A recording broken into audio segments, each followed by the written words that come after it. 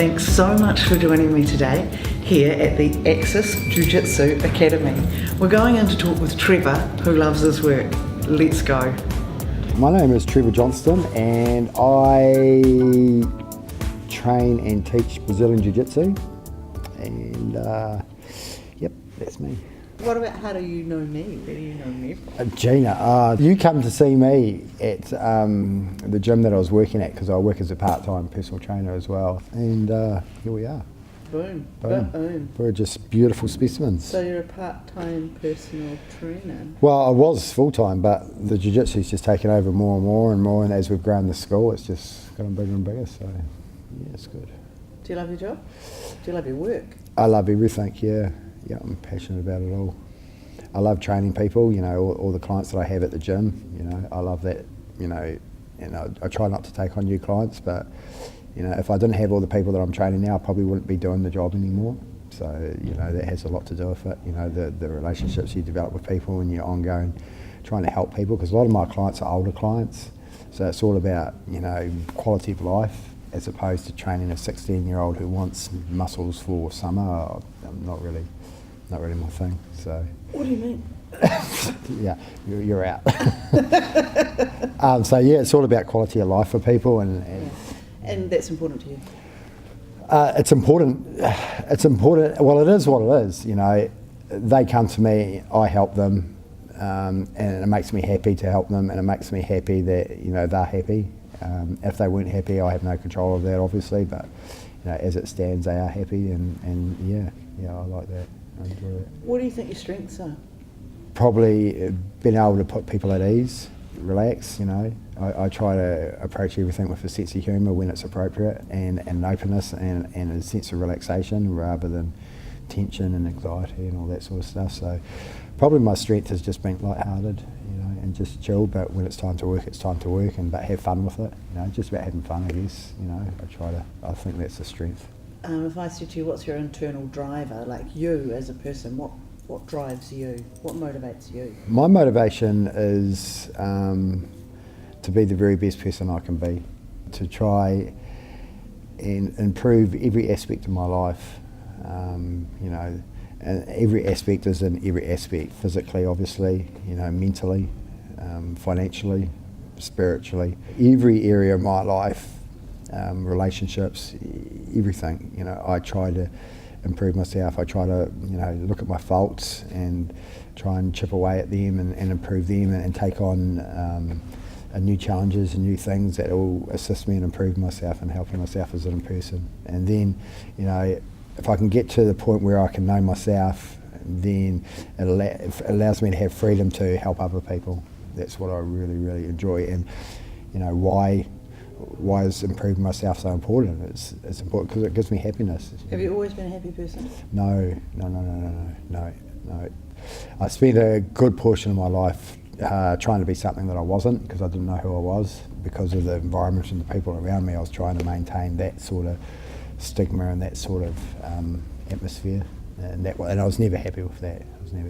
So, you know, I couldn't remain like that for the rest of my life. So how did you get in touch with who you were? I think for me, I recognise that, you know, I'm not happy. I'm not happy at all with my life and my situation and my relationships. I'm not happy with myself. So I made a decision that, you know, I have to improve myself. And by improving myself, I didn't think at the time, but it's worked out that I'd start on a journey of understanding myself and becoming self-aware. You know? Empowering yourself. Empowering myself, absolutely. Yeah. So the first thing I did is I looked for tools that I could use, and I didn't think at the time, I'm going to go look for a tool that I can use to improve myself. I didn't think that. I thought, all right, how can I get fitter and stronger and you know, and feel good about myself? And then I found a tool. And then through using that tool, that opened up other things within me as well. Okay. And that's where really the self-awareness and the self-understanding really started to take shape. And that was 15, 20 years ago. And that was martial arts kind of tool? That was martial arts. My first contact was Wing Chun Kung Fu, and there was a heavy internal aspect to that. And in regards to meditation and energy work. And what this did over time, over a number of years, is that it allowed me to look at myself, okay, first physically, but then, you know, spiritually, mentally as well. It allowed me to look at myself and ask a simple question, who am I? And I trained that for many years, and I still do. I still train Kung Fu to this day. And the meditative side is fantastic. So I went past the self-defense side and into the internal side, and that was where I really got the true growth. For me, my job is my passion, so it's not work, you know. So it's your joy of being. It's a joy of being, yeah. And part of my job is to improve myself. So how can it, you know, to bring an income from that? I mean, it's a win-win, you know. To be able to pay my bills and, you know, provide for my family, you know, that's very important to me, you know, because, you know, other people depend on me, so I need to provide for them. I don't want to be a hippie, live in a tent and, you know, eat grass. So yeah, that's important. But, you know, do I want to have a big flash house and, you know, helicopter pad and boats and jet skis and stuff like that? It's not my motivator, and I don't want to accumulate stuff. You know, I don't want to have my life filled with stuff. I want to keep my life simple, you know, less cluttered. So then, you know, if I don't have much, then there's less to lose, you know. So what would you go back if you could and tell your 18-year-old self?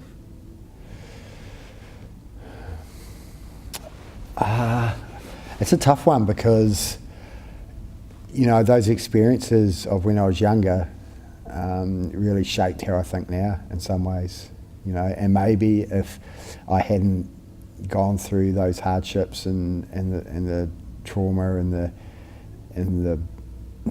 you know, the unhappiness and the anger that I experienced, then maybe I would have never thought to myself, hey, hang on a minute, you know, this is not right for me, you know.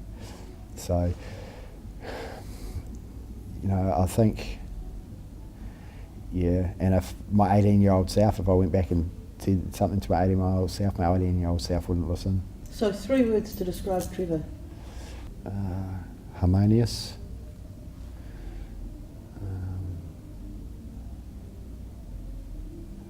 Funny. Passionate.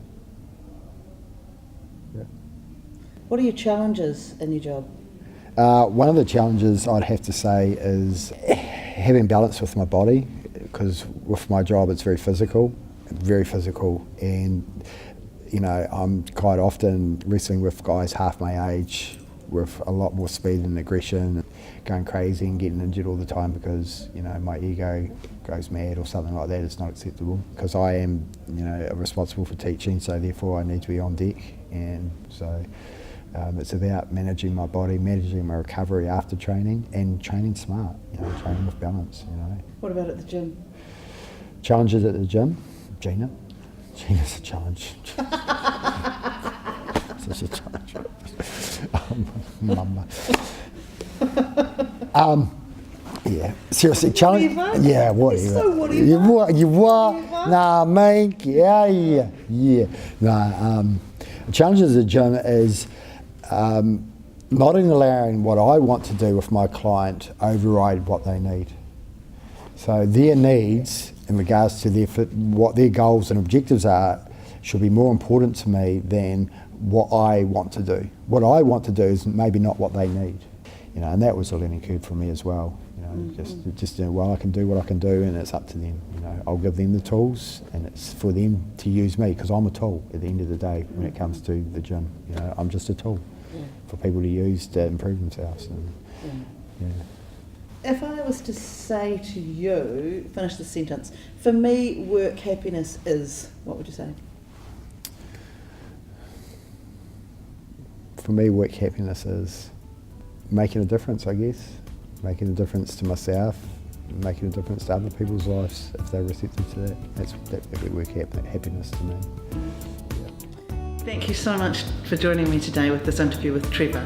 It was fantastic to hear about his self-awareness, and I hope that inspires you to consider how who you are affects what you do.